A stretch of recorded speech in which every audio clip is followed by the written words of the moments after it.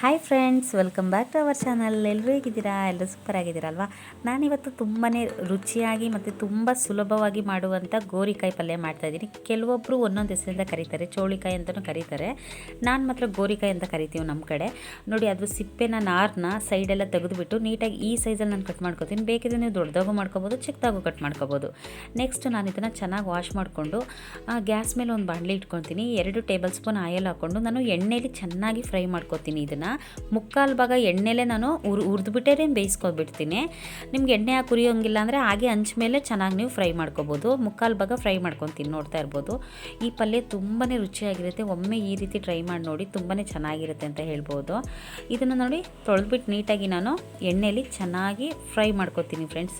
ಇದು ಹೇಗೆ ಫ್ರೈ ಆಗಬೇಕು ಅಂದರೆ ಸ್ವಲ್ಪ ಬ್ಲ್ಯಾಕ್ ಕಾಣಿಸ್ಬೇಕು, ತೋರಿಸ್ತೀನಿ ಯಾವ ರೀತಿ ಅಂತ.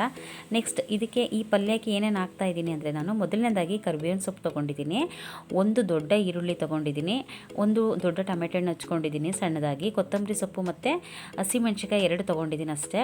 ಆಮೇಲೆ ನಾನು ಕಡಲೆ ಬೀಜನ, ಅಂದರೆ ಶೇಂಗಾ ಅಂತಿರಲ್ವ, ಕಡಲೆ ಬೀಜ, ಅದನ್ನು ಚೆನ್ನಾಗಿ ಫ್ರೈ ಮಾಡ್ಕೊಂಡು ಸಿಪ್ಪೆ ತೆಗೆದು ತರಿಯಾಗಿ ಮಿಕ್ಸಿ ಜಾರಲ್ಲಿ ರುಬ್ಬಿಟ್ಕೊಂಡಿದ್ದೀನಿ.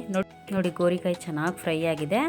ಆ ರೀತಿ ಆದಾಗ ಎತ್ತಿಟ್ಕೊಳ್ಳೋಣ. ನೆಕ್ಸ್ಟ್ ಅದಾದಮೇಲೆ ಒಂದು 10 ಮಿನಿಟ್ಸ್ ಚೆನ್ನಾಗಿ ಫ್ರೈ ಮಾಡಿದೆ. ನೆಕ್ಸ್ಟ್ ಇಲ್ಲಿ ಹಾಫ್ ಬಾಯ್ಲ್ ಅದೇ ಬಾಣಲೆಯಲ್ಲಿ ಮಾಡ್ಕೊತಾ ಇದ್ದೀನಿ, ಮಕ್ಳಿಗೆ ಸ್ನ್ಯಾಕ್ಸ್ ಹಾಕೋಣ ಅಂತ. ಇದು ಹಾಫ್ ಬಾಯ್ಲನ್ನು 2 ಸೈಡ್ ಬಾಯ್ಲ್ ಮಾಡಿದ್ದೀನಿ. ನೆಕ್ಸ್ಟ್ ಅದೇ ಬಾಣಲಿಗೆ ಮತ್ತೆ ನಾನು 2 ಟೇಬಲ್ ಸ್ಪೂನ್ ಆಯಿಲ್ ಹಾಕ್ಕೊಂಡಿದ್ದೀನಿ. ನೋಡಿ, ಮೊದಲನೇದಾಗಿ ಸಾಸಿವೆ ಹಾಕ್ಕೊತೀನಿ. ಸಾಸಿವೆ ಅರ್ಧ ಟೇಬಲ್ ಸ್ಪೂನು ಮತ್ತು ಜೀರಿಗೆ ಅರ್ಧ ಟೇಬಲ್ ಸ್ಪೂನ್ ತೊಗೊಂಡಿದ್ದೀನಿ. ಎಣ್ಣೆ ಕಾದ್ಮೇಲೆ ಹಾಕ್ಬಿಡ್ತೀನಿ ಎರಡನ್ನೂ. ನೋಡಿ, ಇದಾದಮೇಲೆ ನಾನು ಕರಿಬೇವಿನ ಸೊಪ್ಪು ಮತ್ತು ಒಂದು ದೊಡ್ಡ ಈರುಳ್ಳಿನ ಹಚ್ಚಿಟ್ಕೊಂಡಿದ್ನಲ್ಲ, ಅದನ್ನು ಹಾಕ್ಬಿಟ್ಟು ಚೆನ್ನಾಗಿ ಈರುಳ್ಳಿನ ಫ್ರೈ ಮಾಡ್ಕೊತಾ ಇದ್ದೀನಿ. ನೀವೇ ನೋಡ್ತಾ ಇರ್ಬೋದು. ಚೆನ್ನಾಗಿ ಈರುಳ್ಳಿ ಫ್ರೈ ಆದಮೇಲೆ ನಾನು ಒಂದು ಟೊಮೆಟೊ ಹಣ್ಣು ಹಾಕ್ಕೊತೀನಿ ಹಚ್ಚಿಟ್ಟಿರೋದು. ಈ ಟೊಮೆಟೊ ಹಣ್ಣು ಜೊತೆಗೆ ನಾನು ಸ್ವಲ್ಪ 2 ಹಸಿಮೆಣ್ಸಿಕಾಯಿ ಹಾಕೋತೀನಿ, ಯಾಕಂದರೆ ಖಾರದ ಪುಡಿ ಹಾಕ್ತೀನಿ. ಹಾಗಾಗಿ 2 ಹಸಿಮೆಣ್ಸಿಕಾಯಿನ ಉದ್ದುದ್ದ ಹಚ್ಚಿರೋದು ಹಾಕ್ಕೊಂಡಿದ್ದೀನಿ. ನೆಕ್ಸ್ಟ್ ಇದೆಲ್ಲನೂ ಕೂಡ ಚೆನ್ನಾಗಿ ಚೆನ್ನಾಗಿ ಫ್ರೈ ಮಾಡ್ಕೋಬೇಕು ಎಣ್ಣೆಲೇ, ನೀರು ಹಾಕ್ಬಾರ್ದು. ಸ್ವಲ್ಪ ಸಾಲ್ಟ್ ಹಾಕ್ತೀನಿ, ಟೊಮೊಟೊ ಮತ್ತು ಆನಿಯನ್ ಎಲ್ಲ ಚೆನ್ನಾಗಿ ಸಾಫ್ಟ್ ಆಗುತ್ತೆ. ಅದಾದಮೇಲೆ ಸ್ವಲ್ಪ ನಾನು ಅರಿಶಿಣದ ಪುಡಿ ಹಾಕ್ತೀನಿ.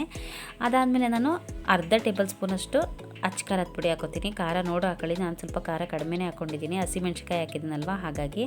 ಆಮೇಲೆ ಅರ್ಧ ಟೇಬಲ್ ಸ್ಪೂನಷ್ಟು ನಾನಿಲ್ಲಿ ಸಾಂಬಾರು ಪೌಡರು, ನಮ್ಮದು ಧನಿಯಾ ಪೌಡರ್ ಇದೆಯಲ್ವ, ಸಾಂಬಾರು ಪೌಡರು ಮಿಕ್ಸ್ದು, ಅದನ್ನೇ ಹಾಕ್ಕೊತೀನಿ. ಈಗ ಚೆನ್ನಾಗಿ ಫ್ರೈ ಮಾಡೋಣ. ನೀರು ಹಾಕ್ಬಾರ್ದು ಈಗಲೇ.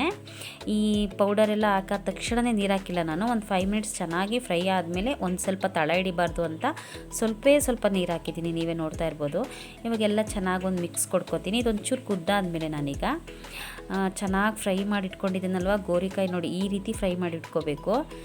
ಈ ಗೋರಿಕಾಯಿನ ನಾನೀಗ ಹಾಕ್ತಾಯಿದ್ದೀನಿ, ನೋಡ್ತಾ ಇರ್ಬೋದು ನೀವೇ. ಇದು ತುಂಬಾ ರುಚಿಯಾಗಿರುತ್ತೆ ಪಲ್ಯ. ಒಮ್ಮೆ ಈ ರೀತಿ ಟ್ರೈ ಮಾಡಿ ನೋಡಿ. ತುಂಬ ಅಂದರೆ ತುಂಬಾ ಸುಲಭ, ಮಾಡೋದು ಕೂಡ ಈಸಿ ಆಗುತ್ತೆ.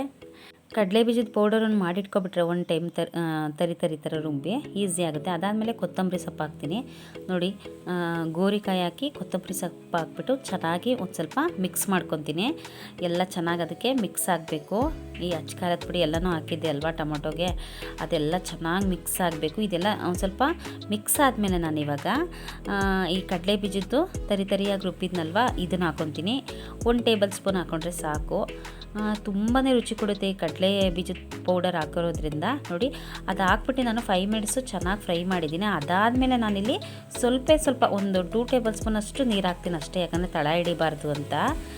ನೋಡಿ, ತುಂಬ ಅಂದರೆ ತುಂಬಾ ರುಚಿಯಾಗಿ ಬಂದಿತ್ತು ಈ ಪಲ್ಯ ಅಂತ ಹೇಳ್ಬೋದು. ಅದಾದಮೇಲೆ ನಾನು ಪ್ಲೇಟ್ ಮುಚ್ಚಿಬಿಟ್ಟು ಮೀಡಿಯಮ್ ಫ್ಲೇಮಲ್ಲೇ ನಾನು ಒಂದು 3 ಮಿನಿಟ್ಸ್ ಅಷ್ಟೇ ನಾನು ಪ್ಲೇಟ್ ಮುಚ್ಚಿಬಿಟ್ಟು ಗ್ಯಾಸ್ ಕಡಿಮೆ ಉರಿಲಿಟ್ಬಿಟ್ಟು ಬೇಯಿಸಿದ್ದೀನಿ. ನೋಡಿ, ತುಂಬ ಚೆನ್ನಾಗಾಗಿದೆ ಪಲ್ಯ. ಎಷ್ಟು ರುಚಿಯಾಗಿರುತ್ತೆ ಅಂದರೆ, ಈ ಕಡಲೆ ಬೀಜ ಹಾಕಿರೋದ್ರಿಂದ ಲಾಸ್ಟಿಗೆ ಎಣ್ಣೆ ಎಲ್ಲ ಬಿಟ್ಕೊಂಡು ಕಡಲೆ ಬೀಜದ್ದು ತುಂಬ ಅಂದರೆ ತುಂಬ ಟೇಸ್ಟಿಯಾಗಿತ್ತು. ನೀವೇ ನೋಡ್ತಾ ಇರ್ಬೋದು ಎಷ್ಟು ಚೆನ್ನಾಗಿ ಕಾಣಿಸ್ತಿದೆ ಅಂತ. ತುಂಬಾ ರುಚಿಯಾಗಿ ಬಂದಿದೆ ಪಲ್ಯ.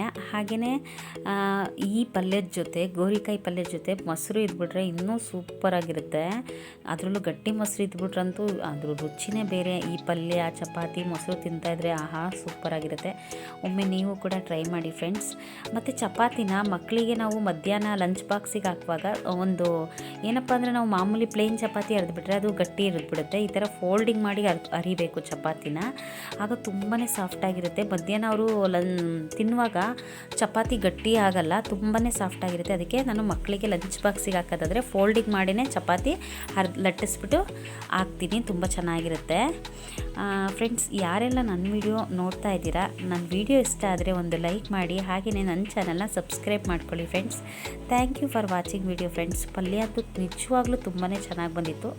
ನೀವು ಕೂಡ ಒಂದು ಸರಿ ಟ್ರೈ ಮಾಡಿ ನೋಡಿ ಫ್ರೆಂಡ್ಸ್.